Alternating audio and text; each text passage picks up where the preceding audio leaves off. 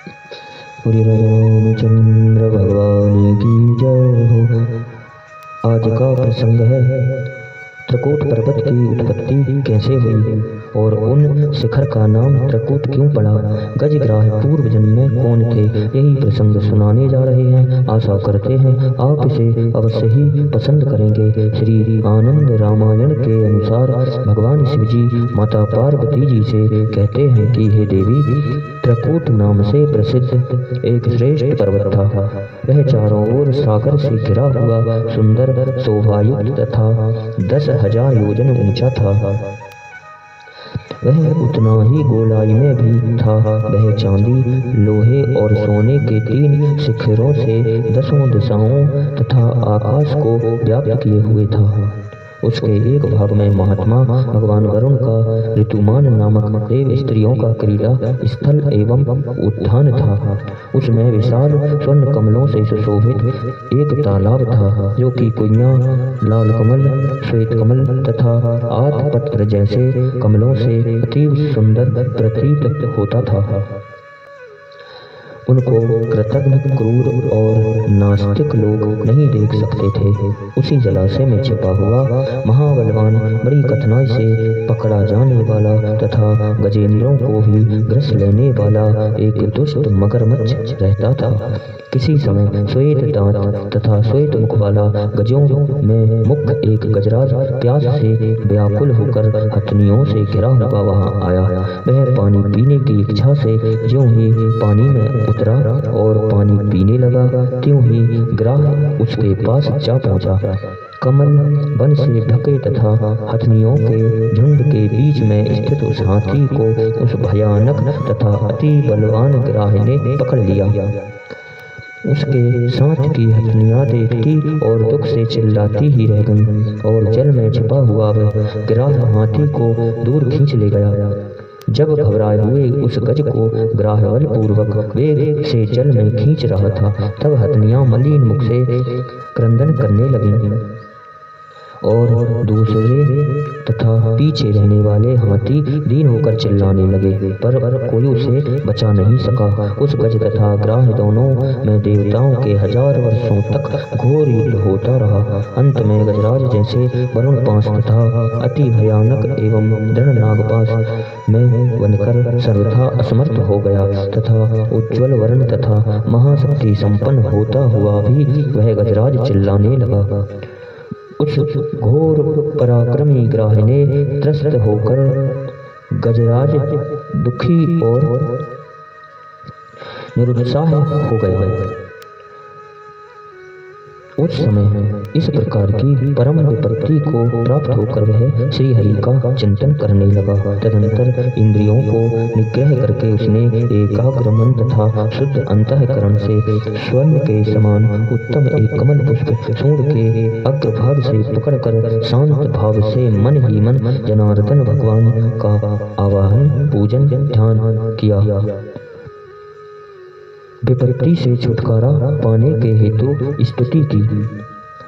उसकी स्तुति से प्रसन्न भगवान विष्णु स्वयं गरुड़ पर सवार होकर वहां आए। उस ग्राह तथा गजेंद्र को जल से शीघ्र ही बाहर निकाला। उन्होंने जल में रहने वाले ग्राह को अपने चक्र से मार डाला और शरणागत गजराज को ग्राह से छुड़ा दिया। वह हाथी पूर्व जन्म में पांड्यवंशी इंद्रद्युम्न नामक राजा था। एक बार उसने ध्यान धर के तप करना आरंभ किया।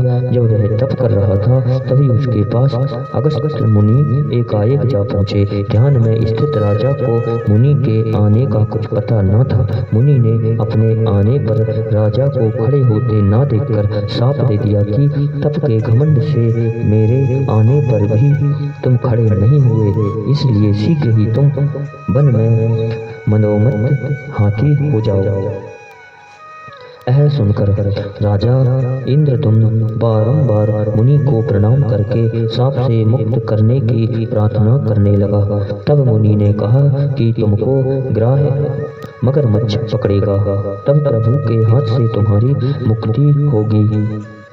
इन्हीं दिनों हूँ नामक गंधर्व विशिष्ट अप्सराओं को साथ लेकर उस तालाब में जल क्रीड़ा करने के लिए आया।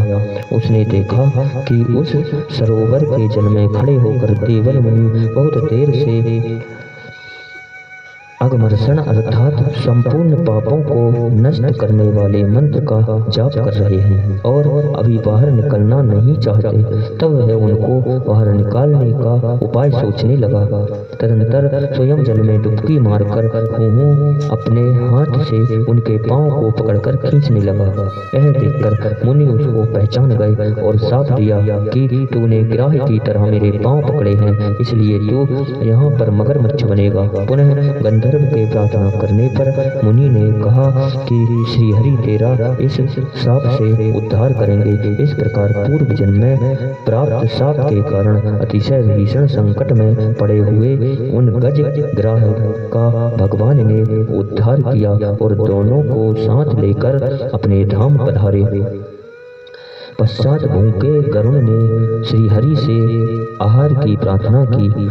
श्रीहरि ने कहा कि जाओ सरोवर के तट पर पड़े हुए गज ग्राह के शरीर को खा लो।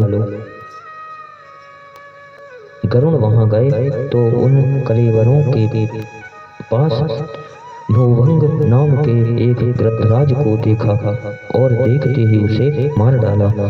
तत्पश्चात एक टांग से भ्रूभंग को तथा दूसरी टांग से गजग्राह के शरीर को पकड़कर उन्हें खाने के लिए कोई शुद्ध स्थान खोजने लगे। इतने में गरुड़ को क्षीर सागर में एक जाम्बूनद स्वर्ण का वृक्ष दिखाई दिया। वह लंबाई चौड़ाई तथा ऊंचाई में 1000 योजन परिमाण वाला था और देखने में बड़ा ही सुंदर लगता था। पक्षीराज गरुड़ जाकर ज्यों ही उसकी एक शाखा पर बैठे, तैसे ही उसकी वह शाखा टूट पड़ी। उसके टूटने से उस पर बहुत काल से रहने वाले 60,000 वालखिल्य ऋषि अगोमुख होकर गिरने लगे। उनकी यह दशा देखकर पक्षीराज गरुड़ के मन में ऋषियों के शाप की शंका समा गई। अतएव उस शाखा को चोंच में पकड़कर वे आकाश में फिर भ्रमण करने लगे। तभी उन्हें अपने पिता कश्यप जी दिखाई पड़े।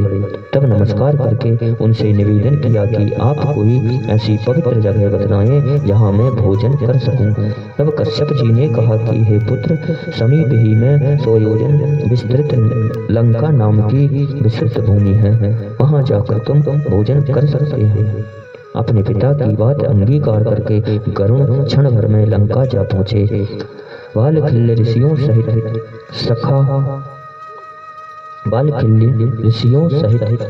वह शाखा को अपनी ऊंची पांखों पर धरे हुए वे आनंद से उन मृत शरीरों को खाने लगे, जिन्हें पांवों से पकड़कर लाए थे।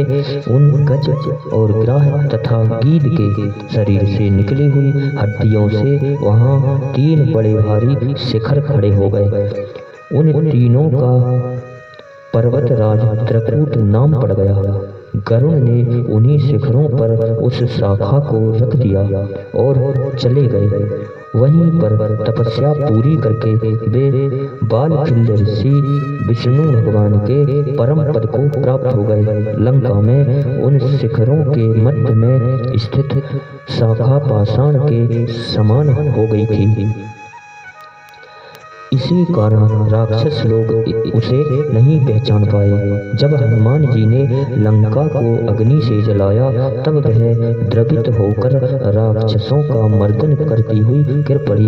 उसके रस से लंका की भूमि स्वर्णमयी हो गई। यह लीला देखकर हनुमान जी भी चकित हो गए थे। इस प्रकार त्रिकूट पर्वत की उत्पत्ति हुई। इन्हीं शब्दों के साथ बोलिए राजा रामचंद्र भगवान की जय हो।